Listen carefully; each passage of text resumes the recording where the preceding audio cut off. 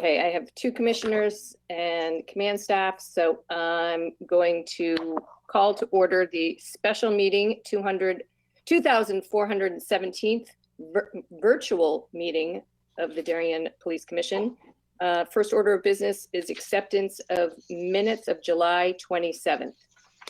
Do I have a motion for that? Motion to approve. Second? Second. Any discussion? All those in favor? Chief, correspondence? You're on mute, Don. We're all gotten rusty. So we have three or four items of correspondence. The first.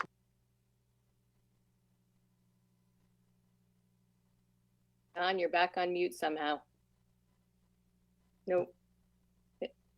Can you hear me now? Again. Okay, you good?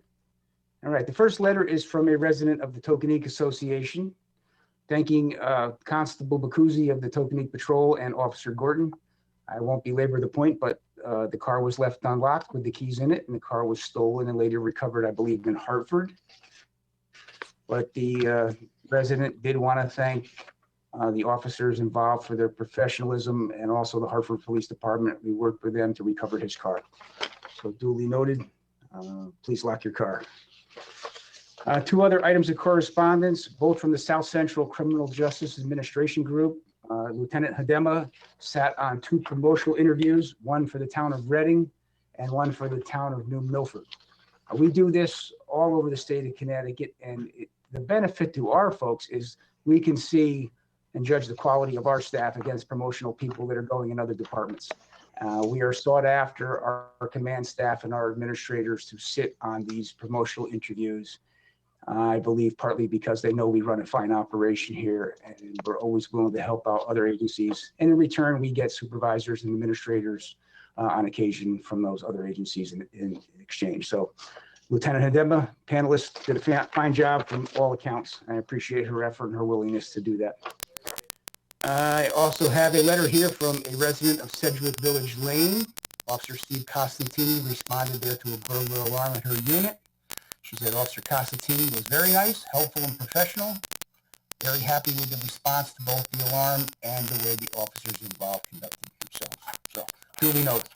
That's what we have in correspondence. Excellent. Department activity, Captain Marin. Yes.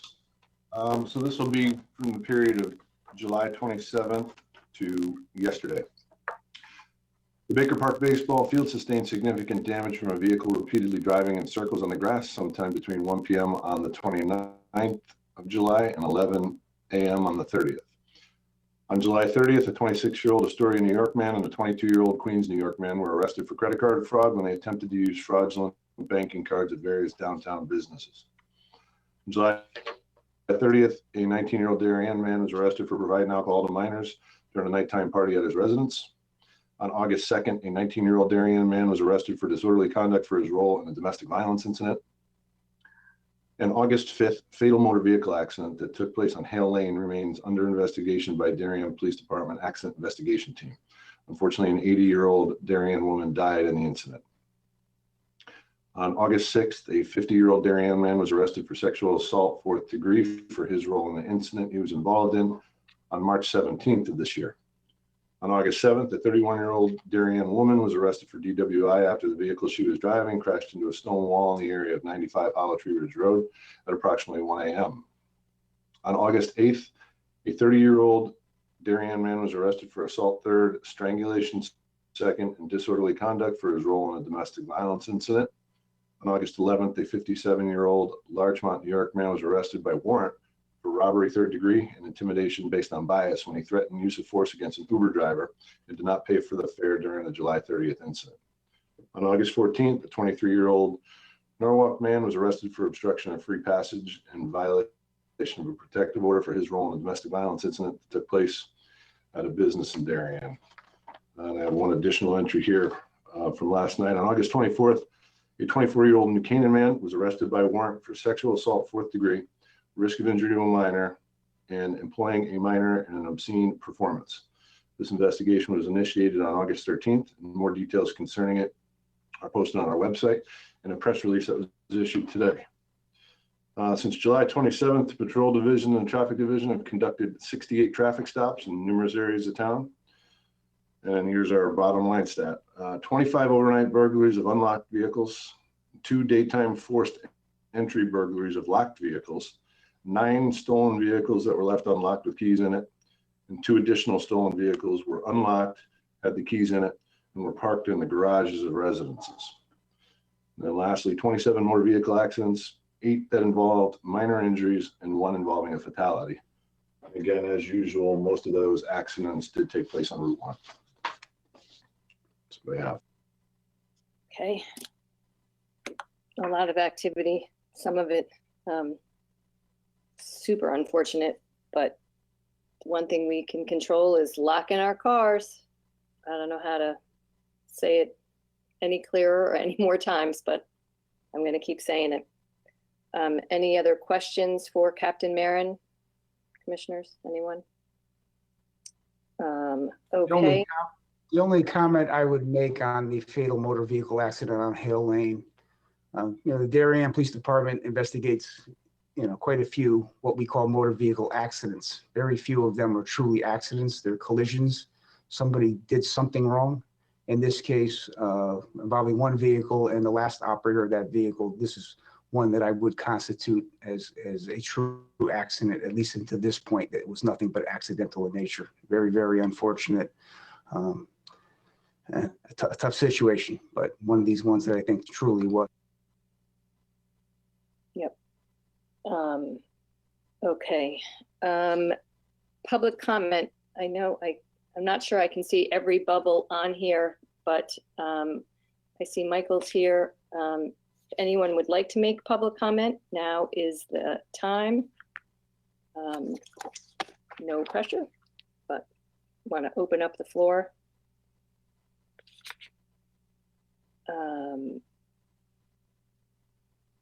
Again, I can't see everybody, but I will move on unless somebody quickly raises their hand, unmutes their mic. Old business. Building issues update. Bob, is that you?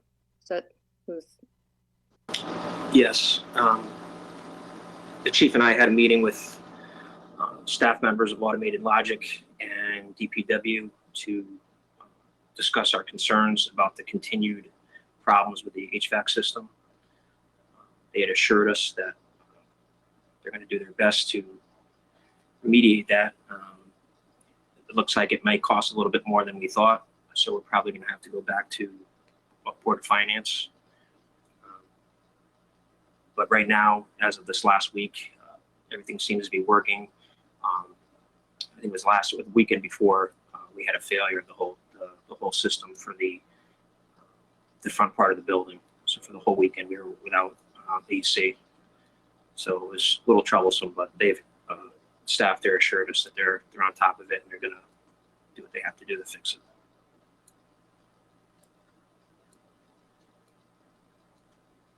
Well, that is kind of distressing, but I assume we'll keep working through it.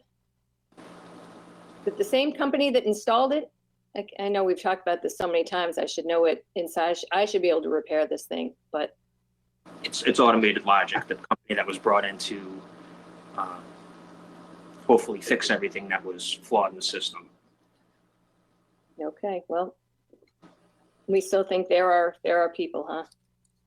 Right now, we're kind of relying on them to follow through, and hopefully they can bring us to the finish line.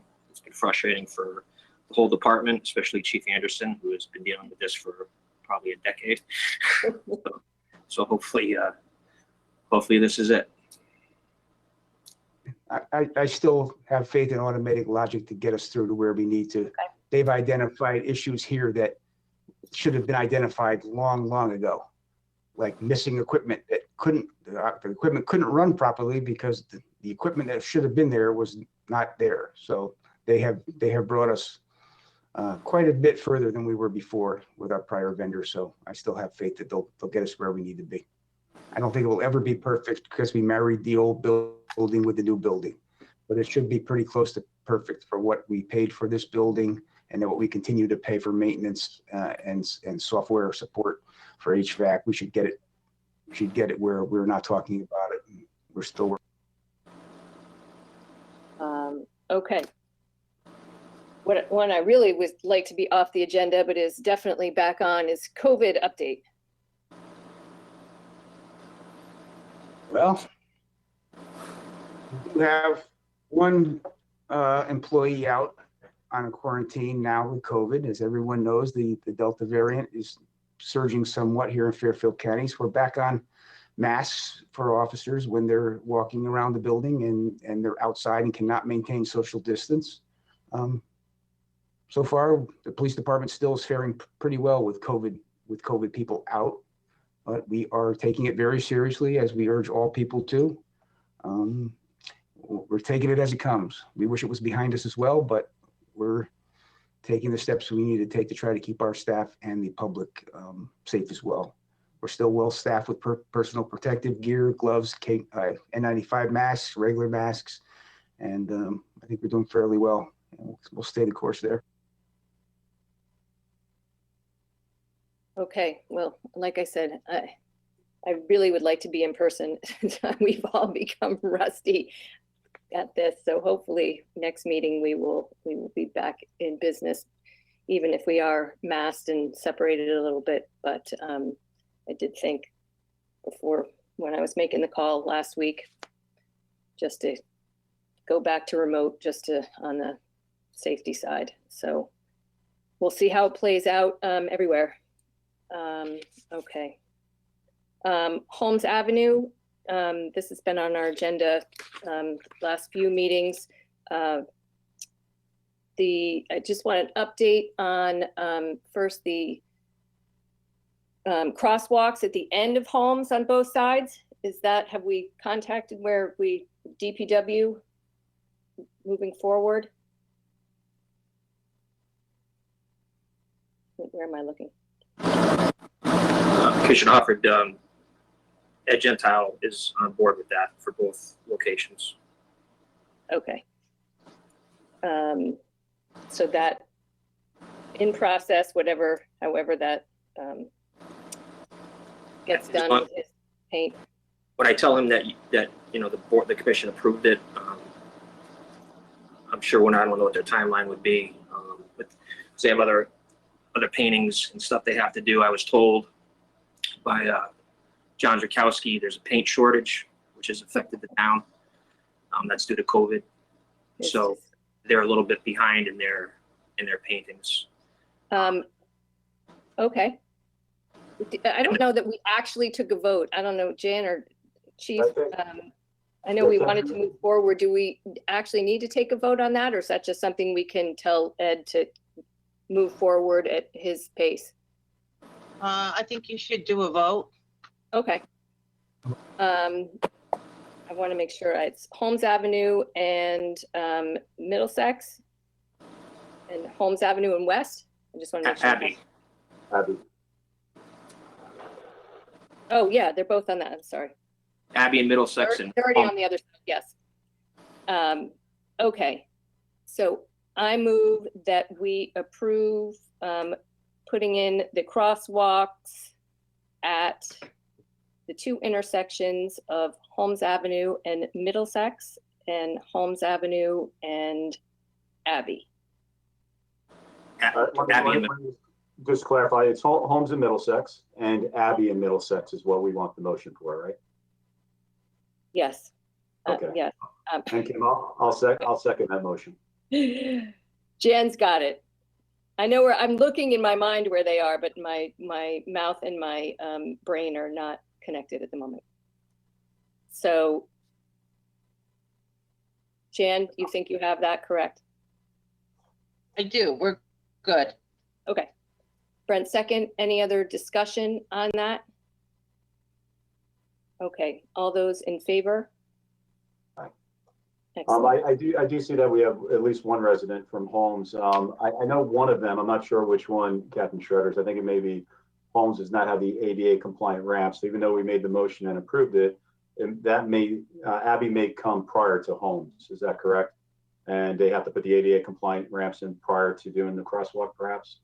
Yes, Holmes is the one without the ADA ramps. Okay, I just want to manage expectations, but obviously we'll try to get that done as soon as possible. Thanks. Awesome. Okay, I know Michael had emailed me a couple of questions. We had voted on the, to not put in the crosswalk. There were a couple of questions on other crosswalks in town. I don't have the list right in front of me, but all of those happened before my time on the commission. And lots of them were, I don't know, I went through them. Chief, I don't know whether you got the email and have the list, but they were in school zones, and one was Squab Lane, which I think is train station, and Leroy was the library, and they are all at least 10 years. The other question was Patton. I don't think we approved anything in recent memory at Patton, but is there activity at Patton that you know of? And my understanding is that the DPW within the last several weeks put an ADA compliant ramp there at Patton Drive. There has been a crosswalk at Patton Drive predating my time in any legal traffic, so it predates 2008. But it shows on GIS and Google Maps that at least in 2008 a crosswalk was put in there. Although it's hard to believe right now, that was a big commuter crossing there. A lot of people came from Patton Drive to go to the train station.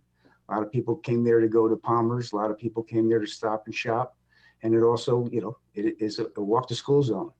If kids from Patton Drive were walking to Middlesex School, they would come to that end of Patton Drive, cross, and then cross West Avenue with the crossing guard. But just to be clear though, whatever went on there, it did not, I just want to confirm, because I don't remember it coming through us in the last month or two. So this is just DPW upgrading what was already there? Yes, there was no LTA involvement with the installation of that ramp.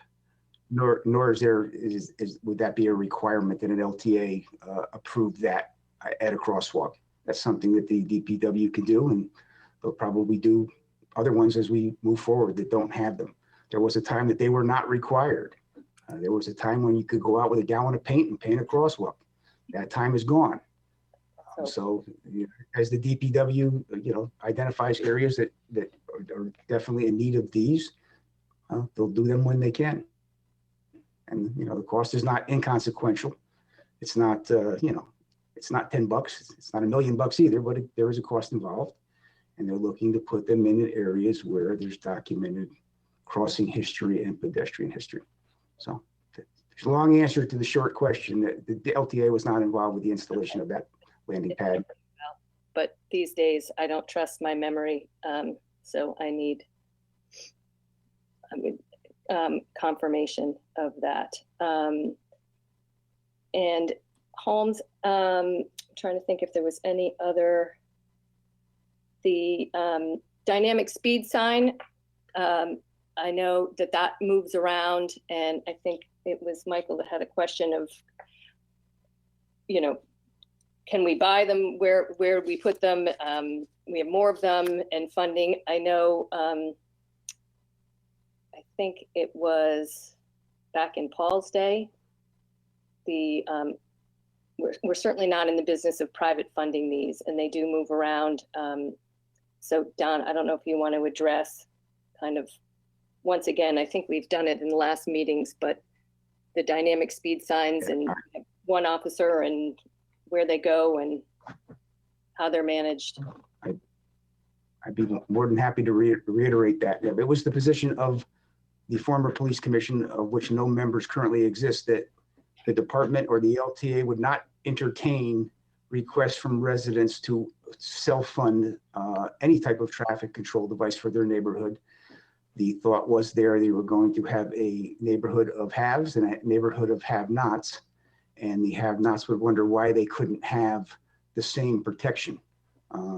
That was the official stance of the LTA at that time.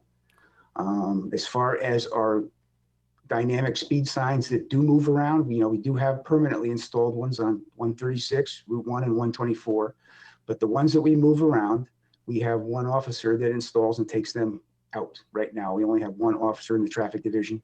Typically, there's a queue list for those signs that are probably 8 to 10 streets deep at any one time, because they do work and they are of value. So we do try to spread them around on areas that request it, and we see a speeding, issue. So they were out on Holmes Avenue for at least 2 or 3 or 4 weeks, and the batteries have to be changed. They're not solar powered. And that's why when they're set up, they set up the display at a certain speed, because if they displayed every speed, the batteries probably wouldn't last more than a day, and they'd have to be swapped out every day. So I think they're back on the Roten Avenue at this point, and they do move around from street to street. Okay. Is there anything else on Holmes Avenue? I know Michael is here. I don't know. Is there anything else, Bob or Brent or anyone else who's been involved in Holmes that I'm missing in kind of our wrap up here? I think the last speed sensor that we put up there was set at 25, which is actually the speed limit. So hopefully that was effective. No other comments on my end. Well, I like that it's off most of the time then, if that means if they only go on when someone's over the speed limit. Let's hope they have their battery for a very long time, which means they're not going on. Kim, if I'm allowed, it was a truly successful tool and we appreciated it. I think the challenge we have is the bollards were also successful and helpful, but is there a permanent solution? Understanding that does have to roll around, and to say that it's successful, to say that it's useful, but then to take it away kind of is like, is there something more permanent that the town can consider?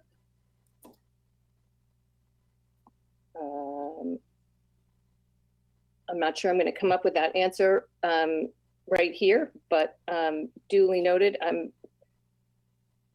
Don or Bob, I don't know what else was, I have so many pieces of paper. I'm more than happy to jump in on this one too. We have found through our own personal study and other reports that the novelty, if you want to use that term, of having the signs and the bollards appear there and then disappear from there are more of more utility than having them there permanently.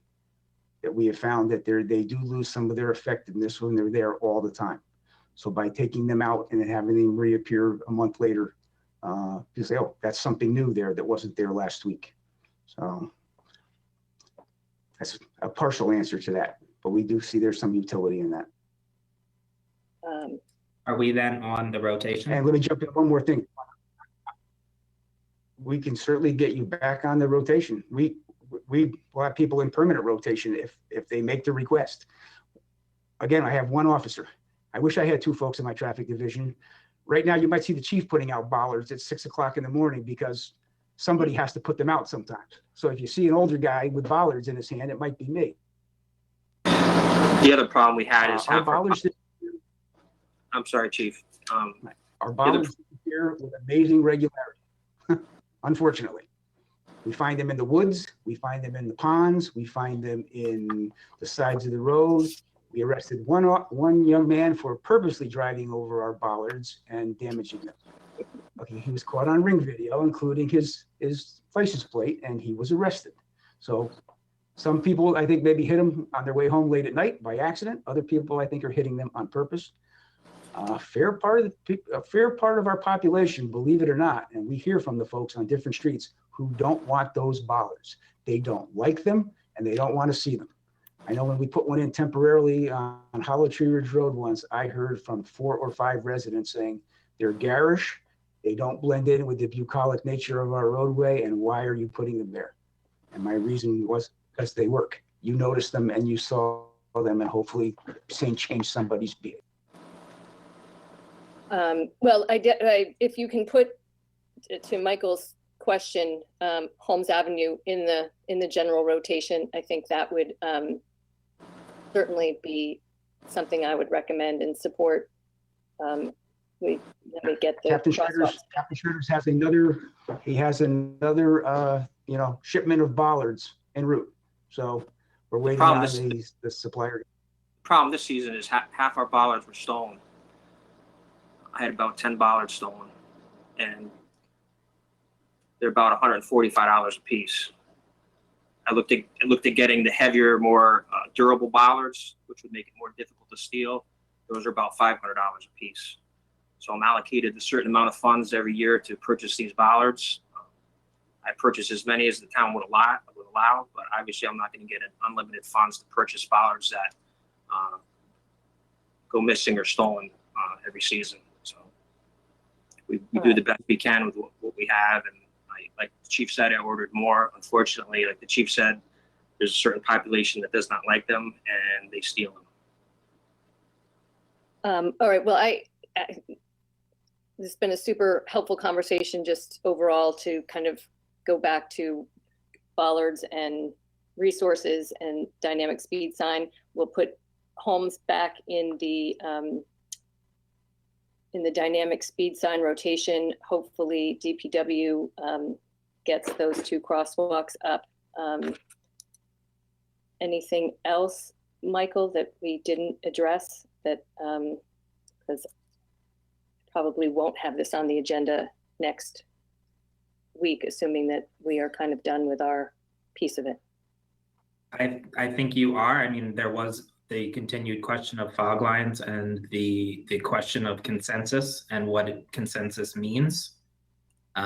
We know we don't have 100% consensus, which was the original proposal to do an installation like that, to not give Captain Shredders, sorry, coming from the hospital, the headache or additional phone calls and complaints. So we don't have 100%, but there was a question of, do we need 100%? And then I'm happy, and some of the neighbors are happy to go get that consensus, whatever it is, whether it is to do something or to not do something. But without clarity, we weren't sure what the town was asking the residents to do. Well, I wasn't in any of the conversations, so I don't think there's 100% consensus. There's 100% survey, maybe. I don't, two things, and I want either Captain Anderson or Chief Anderson or Captain Shredders to weigh in, but my sense, and the commissioners can weigh in, is a first step is to, I mean, the first question I would have is, well, what do the rest of the neighbors say? I mean, there's not a hurdle of if you get 100% of neighbors and something gets done, or conversely, if 100% of neighbors didn't want something, we might still have to do it. So the 100%, I don't think there's 100% of anybody, but my question would be is, well, what do the neighbors think? And I'm not sure that I still have a sense for fog lines of, is it 70% are in favor? Is it 80%? And again, I don't think there's a hurdle, because even if you reach some mystical hurdle, that doesn't mean it gets done. So it's just a follow-up question. You want it and most of the neighbors don't? I don't have a sense. So I don't think 100% of anything. It's really, have you surveyed 100%, or have 80% is surveyed? It's just the kind of a first step, I think, to moving along. Did I say that right, Chief, or the other commissioners? So I'll add one thing, Ken. Yes, I think that was well put. Michael, my suggestion would be, I met with you yourself, obviously the commission has as well. I think one, maybe two of your other neighbors. So it'd be helpful for who maybe is asking for the fog lines. And as Commissioner Hufford had suggested, if you can survey the block, if you get 100% survey and say 70% or 100%, whatever it may be, right, that would be my suggestion. Survey all the neighbors, see what their thoughts are on fog lines, and then let's revisit that again. I think that's something the town probably could get done. However, I will defer to Chief Anderson if he has another moment to address this. He has some history with the neighbors. Last time, I believe, Chief, the road was paved. they were not favorable on fog lines, but I'll ask if you can elaborate on that a little bit. That is true. When the roadway was resurfaced last and the single yellow line down the middle went to a double yellow line as required by the MUTCD, which requires a double line if there's any line. The town was ready and willing, and we had the paint truck there to do it, to put in delineation lines or fog lines on Holmes Avenue. What that gets us effectively is you get to visually narrow the roadway, the actual lanes of the roadway somewhat, and you pick up a marked delineating lane that potentially a walker that's not on the sidewalk or a bicyclist could be in that lane. There was outcry against putting fog line and delineation lines on Holmes Avenue because they thought it made it look like a commercial area and would devalue their property. So the delineation lines and fog lines are not mandatory markings. We do have some discretion there, and there was no support for fog lines on Holmes Avenue when we offered it as to narrow the effective travel portion of each lane, which is a proven traffic calming measure. So that was maybe, I lose track of time. It goes by so quick. 8 years, 10 years, within the last 10 years for sure. Could have been 6 years. I just don't remember exactly when that was, when it was researched. And that same resistance is still there, Chief. So that's why when I was told 100% consensus, I stopped the surveying of the street because we did not have 100% consensus. So, Well, I'm back to, I don't know, we can, figure out clarity what is going forward. If it's 50, I mean, you say you don't have it. Does that mean it's 20%? I don't know. I think we should start again, Michael, on this and say, if you guys want it,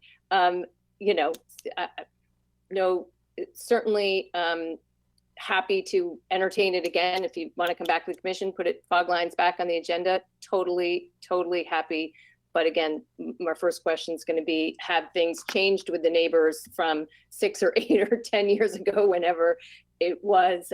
So I'm going to put that in your court to kind of come up with, if indeed that's changed, come on back. And if it hasn't changed, probably not something that we're going to push through.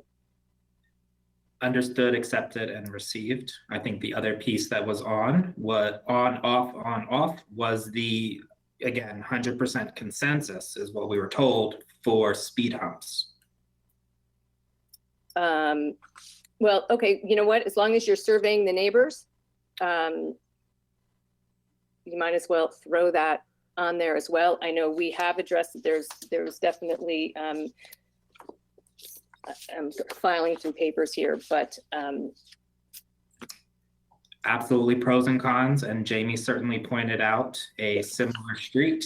But again, right, I didn't want to go survey people without knowing what the considerations were. Was it 100% consensus or was it 100% survey? Thank you for clarifying and resetting, and we will come back to the commission when we have better guidance awesome. in the neighborhood. Yeah, no, totally. First step, that would be super helpful for the LTA as a starting point. I appreciate it.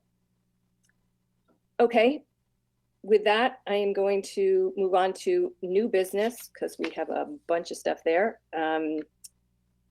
Traffic issues, traffic on the post road, timing of traffic lights. I know we got a letter from a woman asking us for questions. I think it is probably a good time to revisit the post road and the traffic lights and what's happening with Corbin Drive. And there's lots going on that all kind of tie up. So I'm happy she sent that letter. And Chief, I'm going to turn it over to you to start the discussion. Okay, so for the folks on this call and maybe somebody who watches it on channel 79, let me just jump back to a little bit of a primer so we can start on the ground floor of this. All traffic lights on US 1 are owned, maintained, and serviced by the Connecticut DOT. The timing and phasing of those lights are set by the Connecticut DOT. traffic engineers who ostensibly are much smarter than me in traffic matters set those computers that they're running optimally. Let's call a spade a spade. Traffic on US 1 does not operate optimally. Almost any hour of the clock is perhaps to the middle of the night. It is a byproduct of the way that road developed over the course of history. Nowhere in US 1 would they put 5 traffic lights within 1/8 of a mile, but that's what we have downtown between Sedgwick and Center Street.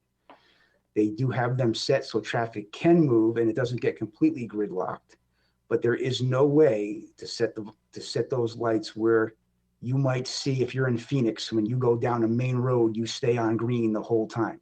That's almost a virtual impossibility during traffic congestion times in the morning and the afternoon. So it's kind of a compromise. They have them set so it doesn't get completely gridlocked, but it's not going to ever work at a level of service that I would like to see. It's just the nature of the way it's set up and the amount of cars that are there. US 1 was not set up, or was I-95, to take the amount of cars that operate on those surface streets and highways every day. In addition to that, by Post Corner Pizza and the Darien Fire Department, the pedestrian amenities there are what is called an exclusive pedestrian phase.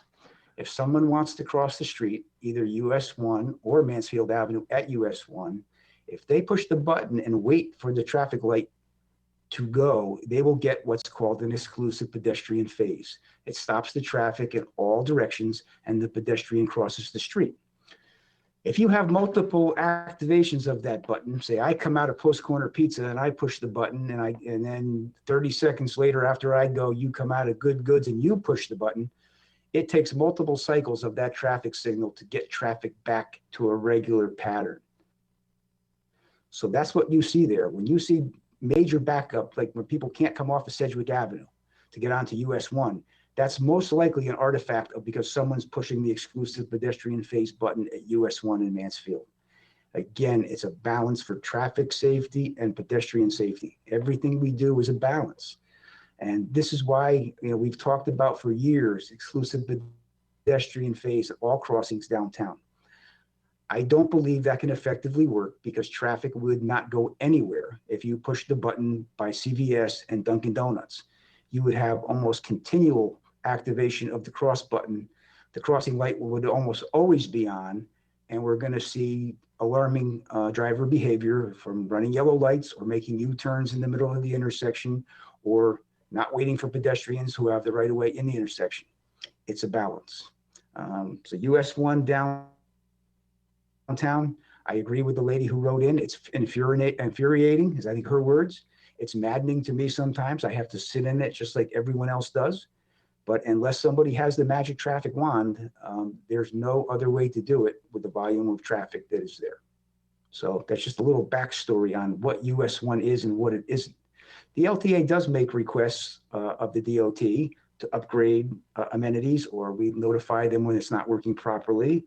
And we do ask them to check timing and phasing to ensure that it is working optimally. They do, their time clocks, they do go off a little bit sometimes, but I haven't seen anything downtown that would lead me to believe that it was not operating the best it can, which is to say not very well.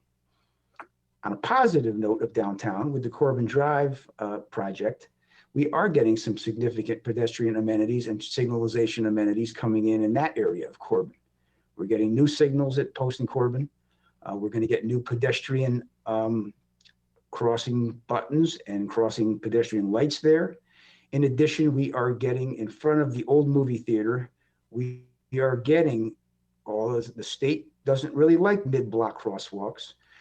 That one would be considered a mid-block, although it connects to a major commercial driveway across the street for the new version of the Corbin Drive project.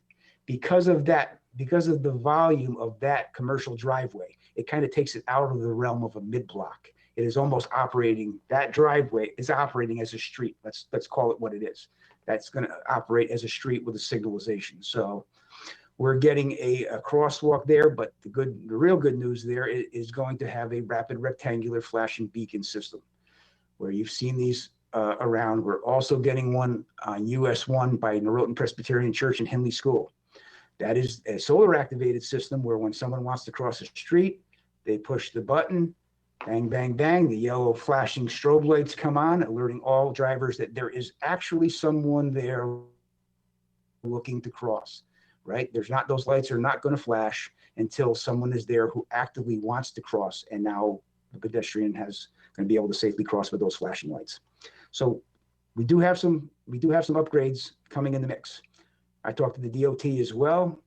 Again, today, I'm trying to follow up on our exclusive pedestrian phase equipment that has been promised to us at US 1 and Hecker Avenue by the library, and US 1 and Norotan Avenue by Mama Carmela's and St. John's Church.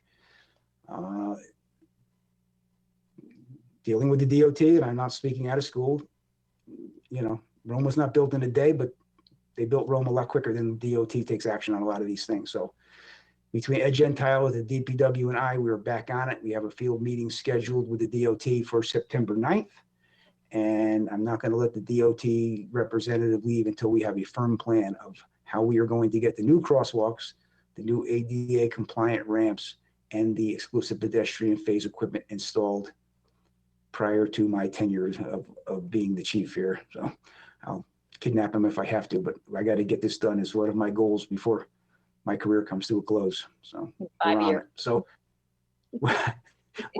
we, although it may not look like we're doing things quickly, or we are on traffic issues. And Bob, I'll give kudos to Bob. He had to take my job when I got promoted to chief, and I had to take it from somebody else when they got promoted. There's a lot of traffic issues things that are going on behind the scenes, and we are trying to get our best bang for the buck, working with contractors and working with developers to get them to give us amenities when they want to do development that makes sense for pedestrians and drivers alike. So again, kind of a long-winded answer, but US 1 is a state road, and we deal with the state the best we can to have traffic move as safely and efficiently as possible. Okay, I will take that as traffic on Post Road. And is that jumping around Corbin Drive project update? Would you say that has covered both of those? Yeah, Corbin Drive, if you drove down there, Corbin Drive on the left-hand side, if you're coming off US 1, including the gas station, is now no more. It is just parts of buildings that have been knocked down that will all be cleared out and be an empty lot, I would think, in the next week or two. So the next step of that plan, I believe, is the building of the Bank of America building that is going in where the gas station was. I think that's the first part of actual construction that would be happening. So the gas station is no more. You make some significant pedestrian amenities in that complex as well, going down Corbin Drive. So it's going to be an upgrade for that area for sure, for both, not so much for vehicles. You're not going to be able to sail through there, the way maybe you should if you were building something from scratch, but it is going to be better. Some traffic is going to be able to be taken off the Post Road from going through that parcel instead of using US 1, to get to some of those spots. So I think that would be a significant upgrade as well. So we're looking forward to getting that done. Excellent. Okay. If there are no questions, did you need to hit on re-signing and remarking at I-95 exit 11? At a separate. Bob, you want to take that one, or you want me to take that one as well?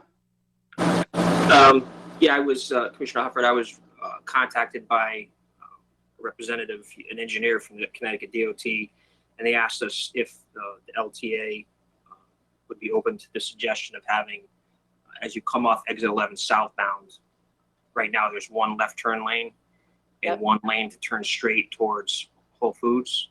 Yep. They would like to make that lane also turn left. So make one left lane, or straight to Whole Foods to kind of alleviate that, the bubble of traffic that happens sometimes in the morning and at commuter time.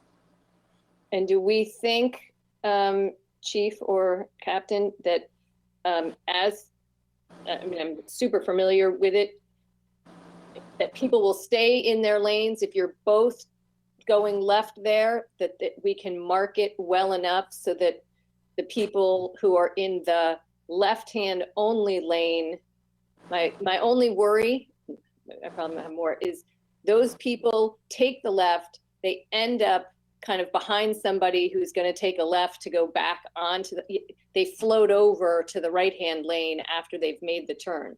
You know what I mean? Right. I think that if they delineate the lines enough, the problem is we're having people commit that violation in the mornings quite frequently, so they're doing it anyway. This would kind of just make it safer for them to do it if they were going to, you know, if they delineate the lanes with the, you know, the hash marks in the road, and I think we'd be fine. So people are taking a left out of what is now the straight into Whole Foods lane. Yeah. They're Yes. taking a left from the right-hand lane. Yeah, only on days that end with Y are they doing that. It happens on a regular basis. And I do believe, as Bob said, that if they delineate that with the cat's paws markings, which showing that you can turn, that should keep people in both lanes. And the only backlog we get is in that left turn lane. We don't get it from the straight lane. I think that is a safe turning maneuver. I don't think the state would even propose it if they thought they didn't have the real estate for safe travel there. I would support that. I would encourage the LTA to support that as well. Okay. Kevin or Brent, commissioners, do we have any other questions, or I can make a motion that we going to wait forever for the DOT to do these markings? Who's in charge of actually executing this? I don't have any questions. My only comment is, as long as, you know, the captain and chief don't have concerns, thinks it will improve traffic flow, you know, less accidents, I think it's a great idea. The only issue that we have there now is because the folks in the left turn lane are not expecting someone on their right. When it's marked properly, and they are now expecting someone to be there, we shouldn't have any impacts, I wouldn't think. It's the unexpectedness of having somebody commit a violation and suddenly be next to you where there shouldn't be, there couldn't be anybody next to you without a violation. I'd be a little bit of a alert. That's you. Yeah, thank you. All right, I'm going to make a motion that we approve the re-signing and remarking of exit 95, I-95 at exit 11 southbound. Second. Any further discussion? Who is in charge of this repainting? Did I ask? That'd be the Connecticut DOT. It's their ramp and it's their highway on US 1. All right. Okay, all those in favor? Excellent. We have done Corbin Drive. Domestic violence campaign.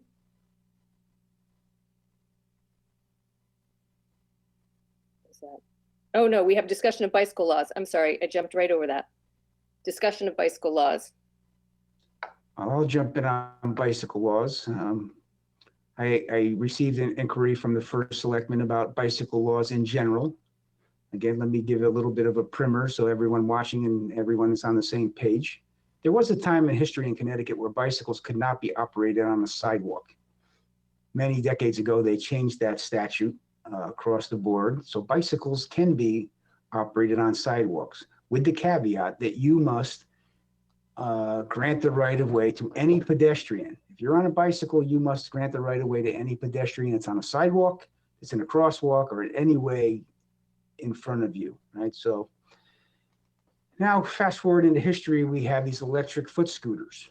And there was a public act in 2019 that allowed for these electric foot scooters to be operated in the state of Connecticut, including on the sidewalk, unless there's a municipal ordinance that prohibits the operation of electric scooters on a sidewalk. I don't have a real philosophical problem with kids on bicycles operating on the sidewalk. I do believe there's a measure of safety there. I am not a proponent of allowing any motorized vehicles of any type to be operated on our sidewalks. I think it's a recipe for, friction, and I think it's a recipe for someone getting hit on the sidewalk, a pedestrian. And let's face it, most people are not expecting a vehicle that's capable of going 20 or 25 miles an hour on the sidewalk to be coming down there. The first selectman and I had a little bit of a discussion about the potential of the Legal Traffic Authority discussing this, contemplating it, and perhaps requesting the RTM consider an ordinance to not allow motorized conveyances to be operated on our sidewalks. So I put that out there for just a ground level statement for something that the commission may want to consider moving forward. I can certainly provide the commission with all the pertinent bicycle statutes. I just think it's a good idea that to keep anything with a motor in it off our sidewalks. I don't know if anybody, I think probably both captains agree with me, but perhaps they don't, or they have some other, comment they might want to make. The actual language, give me we would vote to send our recommendation to the RTM, then draft something. Do we draft something? Well, the statute 14286 says a person operates a bicycle, electric bicycle, or an electric foot scooter on a sidewalk, across the roadway, or in or along a crosswalk, unless such operation is prohibited by municipal ordinance. So they can operate an electric bicycle, which we know there's a lot more of them out there, and electric foot scooters on a sidewalk or across the road or in a crosswalk, unless it's prohibited. I have less issue with someone on a scooter crossing a crosswalk than I do on a sidewalk. But technically, by the letter of the law, you should be not riding that scooter across the crosswalk, an electric scooter. If it's prohibited by municipal ordinance. I'm just looking, I saw somebody on an electric foot scooter today going down US 1, and my calibrated eyeball said that scooter was going at least 25 miles an hour on the sidewalk. Right down by Renshaw Road. I wouldn't be comfortable doing that on a street. I mean, it seems crazy to me, but I have no problem putting into motion, however that may be, to get the Darien prohibition to the RTM. I don't know how the other commissioners feel, but that makes total sense to me. And Kim, we should probably bring it up with the Health and Safety Committee there and just kind of give them the heads up and kind of some of the background. I'm happy to do that as well. Yeah, I don't know the exact process, but whatever it is, whether it's start with a discussion or however it plays out, I think we should at least start the dialogue. Yeah, I agree. There was a And time one as well. specific language. I'd love to look at maybe some of the neighboring towns, just to make sure we're encompassing everything, in that, or if there's something that we're missing, prior to presenting to the RTM. But Kevin, great idea to have, start that discussion and just get them on board as well.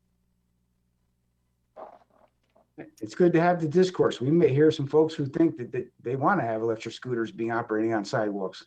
I'm not sure how many people that would be, but there might be someone.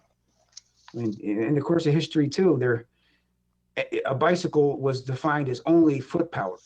And then, if you wanted to ride a moped back in the 70s or 80s that had a little motor on it, you had to have a driver's license. You didn't have to have a motorcycle license, but you had to have a driver's license to operate any motorized conveyance. And in the course of history here, they've added motor-driven cycles, and they've added this, and they've kind of expanded what you can operate now with a motor on our highways. And I'm not in favor of most of that legislation, but we're executive, not judicial or legislative, so we deal with what they give us.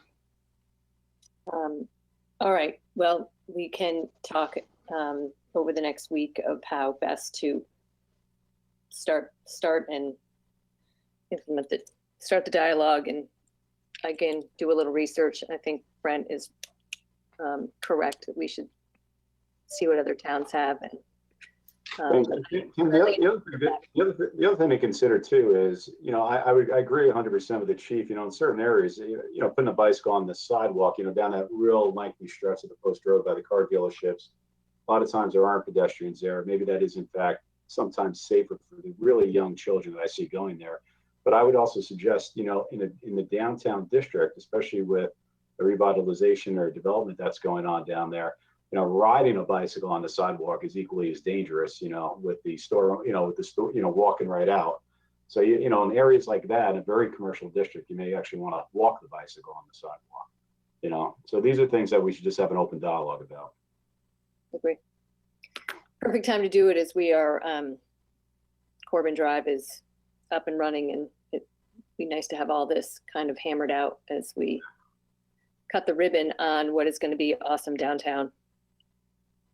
Okay, well, it doesn't sound like, By the way, briefly, we are doing the road safety program, as everybody knows. We met this past week, and I won't go off on a tangent with an update. I'll update everybody later on that, another meeting. But you know, the rights of the cyclist, right, having similar rights to that of, you know, a car on the road, crosswalk safety, things like that will all be part of this campaign, just to educate, you know, pedestrians, you know, to be knowledgeable about, you know, their responsibilities outside of cars as well.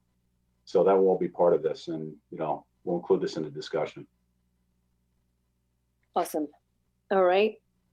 Now, domestic violence campaign.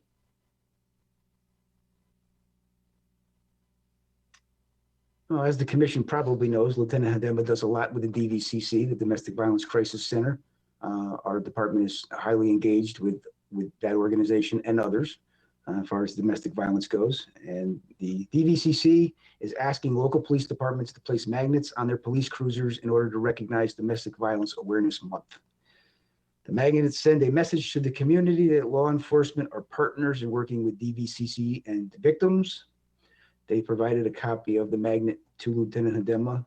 They were inquiring if Darien PD would participate, and that would be something that would be on vote of the police commission if they wanted to display domestic violence magnets for the month of October on our police vehicles. I We have do no it for problem. breast cancer, and we do it for autism. Nope, I think that is fine with me. Brent, Kevin, any issues? Sounds great. Not a political cause or anything. That's a great idea to support it. Do we need a motion? Yes, please. I move that we support Lieutenant Hadema and the DVCC by displaying the magnets on our cars for, is it the month of September, October? I think it's October, isn't it? Well, Domestic Violence Awareness Month, whichever month that happens to be. Any second? Second. Any other discussion? All those in favor? Okay, and request for outside part-time employment.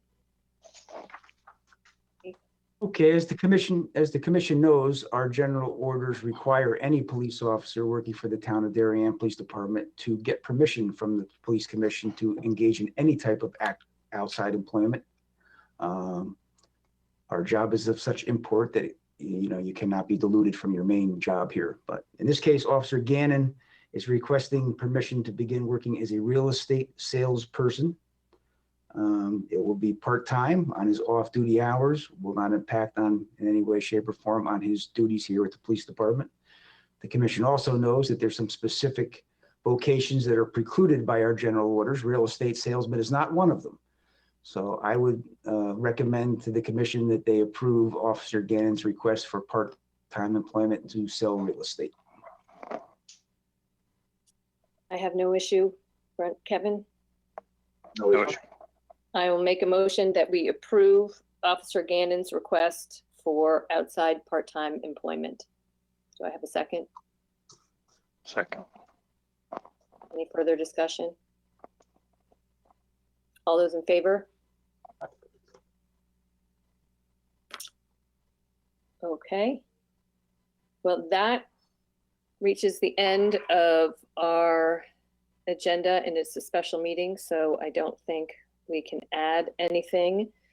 Only last thing is our next meeting date. Anyone have Jan, I know- discussion? Jan, I know you gave me a nice calendar, but I don't see it here in front of me. So can you jump in on the dates with the next one? Okay, the regular meetings are scheduled for, let's see, Thursday, September 2nd and Thursday, September 16th.